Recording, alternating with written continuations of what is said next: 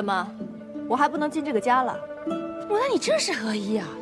那我们的交易不是在长安已经谈妥了吗？你想反悔啊？我来洛阳是找我父亲的，与你无关，让开。可你既与何家脱离了干系，就应该安分守己，别再来找家主了啊，行吗？牡丹，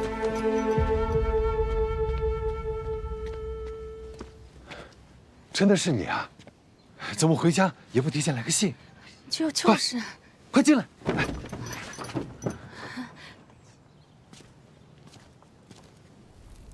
陈年旧事，怎么如今忽然提起啊？当年你们只是跟我说，母亲是突然病倒，却无人告诉我，那是中毒所致。牡丹怎么会这么想呢？你母亲并非……父亲不必再隐瞒了，我已经知道了，那是吴红所为。你怎么？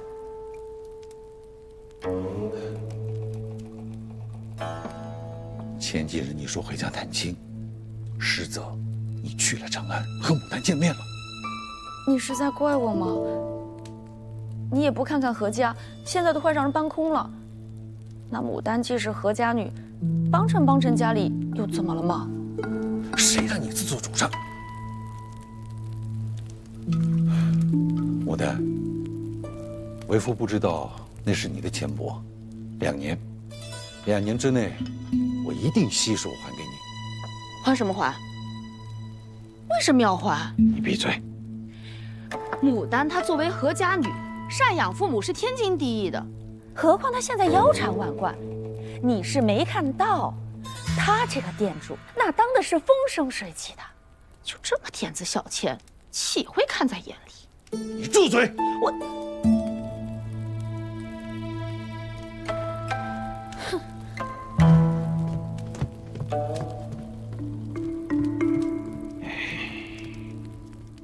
父亲，我今日前来，并非是来要钱的。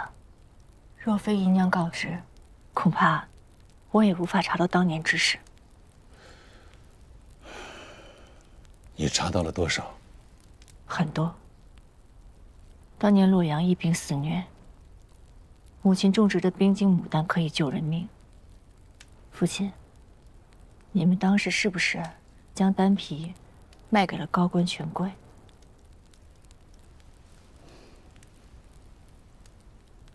我来的路上一直在想，我从小到大敬仰爱戴的父母，怎么会是那种贪得无厌、见死不救之人？不，你不能这么说你母亲。这件事，她并不知情。什么意思？将丹皮高价出售的人是我。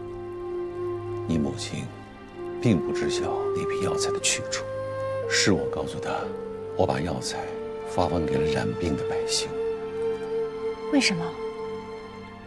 就为了趁着天灾赚更多的钱帛？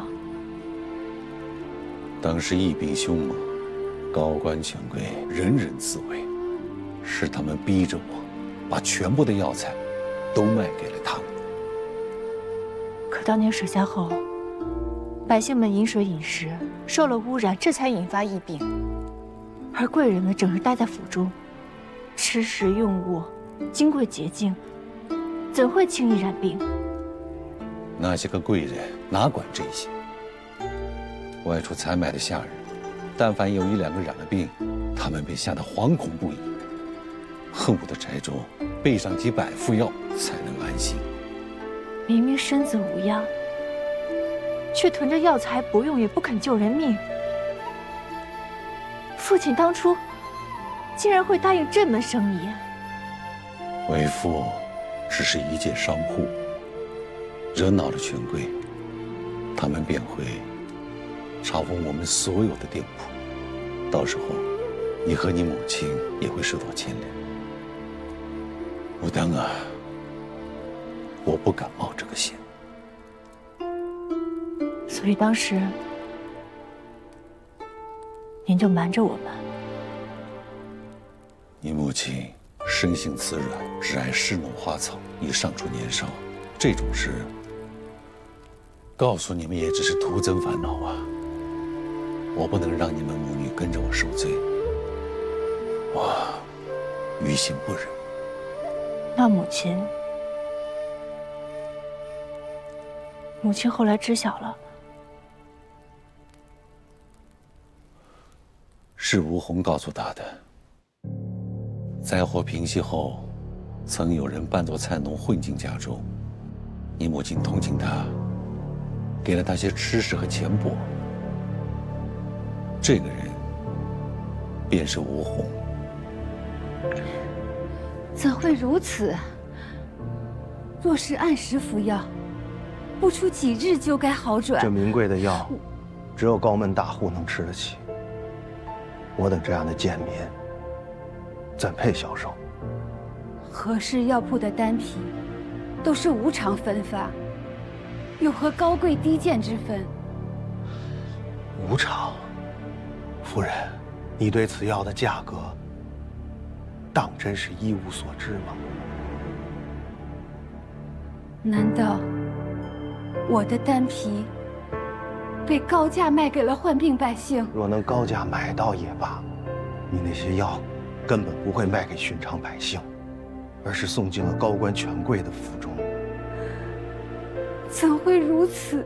这救命的药一包难求，正是个发财的好机会。看来，那何店主也没有告诉你实情啊。外面早已尸横遍野，若是半月之前，何家药铺前确实跪满了人，从早到晚不停地磕头，只求一包药。可如今，那些求药的人早已下了黄泉，在那些冤魂当中，就有我的一家老小。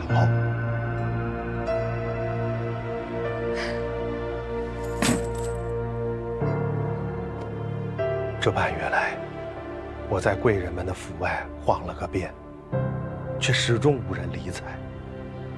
今日若是何店主在家，恐怕也会把我赶走。因缘际会，偏偏让我遇到了你。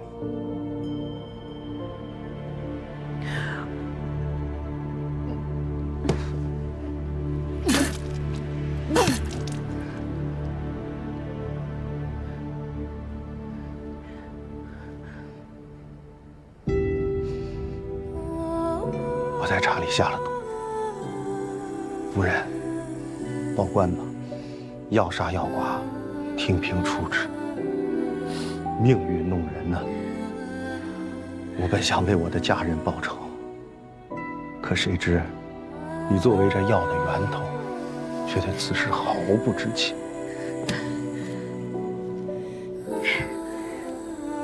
你不必找人请我，我是不会跑的。如今我已孑然一身，也无意苟活于世了。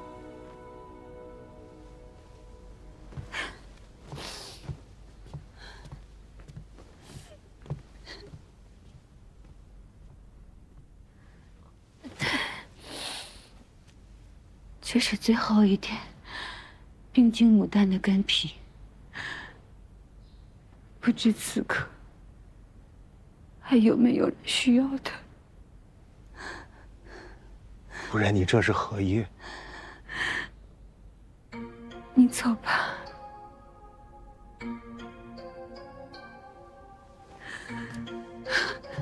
你不报官吗？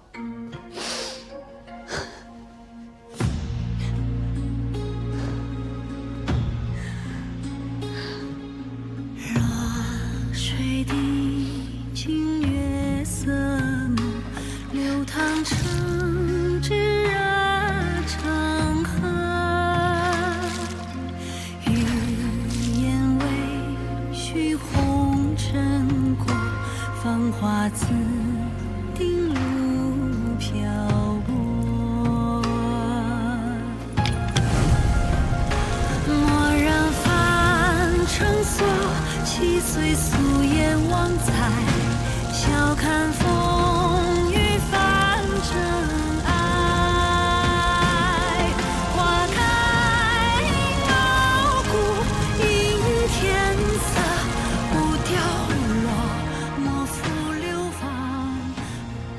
原来当初那场大火并非意外，而是母亲亲手。